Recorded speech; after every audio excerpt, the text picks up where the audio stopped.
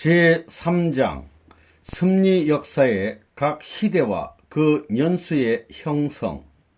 제1절 섭리적 동시성의 시대. 섭리적 동시성 시대의 의. 어떤 시대가 그 전 시대의 역사 노정과 흡사한 모습으로 반복되는 경우 그러한 시대를 섭리적 동시성의 시대라고 합니다. 이 현상은 본래 하나님의 탕감복귀 섭리에 기인하고 있습니다. 섭리적 동시성 시대의 형성. 복귀 섭리의 목적을 이루어 나오는 과정에서 되어진 모든 사실들이 역사를 형성해 나왔습니다. 그런데 복귀 섭리의 목적을 이루기 위하여 메시아를 위한 기대를 복귀하는 섭리 노정을 걸어가던 어떤 중심 인물이 책임 분담을 다하지 못할 때에는 그 인물을 중심한 그 시대는 끝나고 맙니다.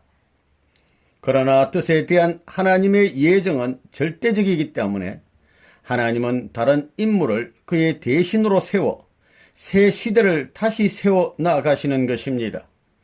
따라서 새 시대는 전 시대를 탕감복귀하는 시대가 되기 때문에 다시 한번 똑같은 노정의 역사를 반복하게 되어 섭리적인 동시성의 시대는 형성되는 것입니다. 섭리적 동시성 시대의 형태.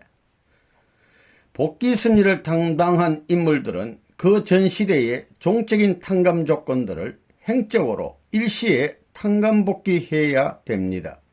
그러므로 복귀 섭리가 연장되어 종적인 탕감 조건이 부과되어 갈수록 행적으로 세워야 할 탕감 조건도 점차로 가중되어 가는 것입니다.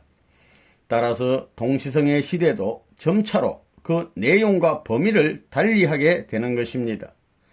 동시성의 시대의 형태가 완전한 상사형을 이루지 못하는 이유는 여기에 있는 것입니다.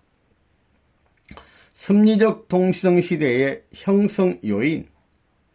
다음으로 동시성의 시대를 형성하는 요인은 무엇인가에 대해서 알아보겠습니다. 동시성의 시대가 반복되는 이유는 메시아를 위한 기대를 복귀하려는 섭리가 반복되기 때문입니다. 따라서 그 요인의 첫째는 믿음의 기대를 복귀하기 위한 세 가지의 조건, 즉 중심 인물과 조건물과 수리적인 기간 등입니다. 둘째는 실체 기대를 복귀하기 위한 타락성을 벗기 위한 탕감 조건입니다.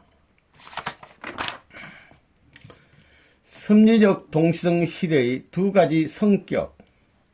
이러한 요인들로서 이루어지는 섭리적 동시성의 시대에는 두 가지의 성격이 것이 있습니다.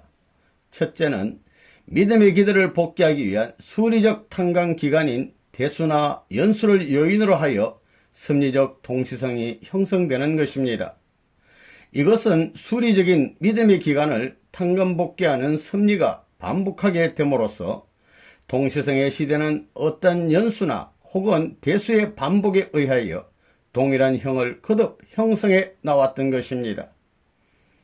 둘째로는 믿음의 기대를 복귀하는 중심 인물과 그 조건물, 그리고 실체 기대를 복귀하기 위한 타락성을 벗기 위한 탕감 조건 등의 섭리적인 사실을 요인으로 하여 동시성이 형성되는 것입니다. 다시 말하면 복귀 섭리의 역사는 상징 헌재와 실체 헌재를 복귀하려는 섭리를 반복하여 왔기 때문에 섭리적 동시성의 시대는 결국 이 두 헌재를 복귀하려 했던 섭리적인 사실들을 중심하고 형성되는 것입니다.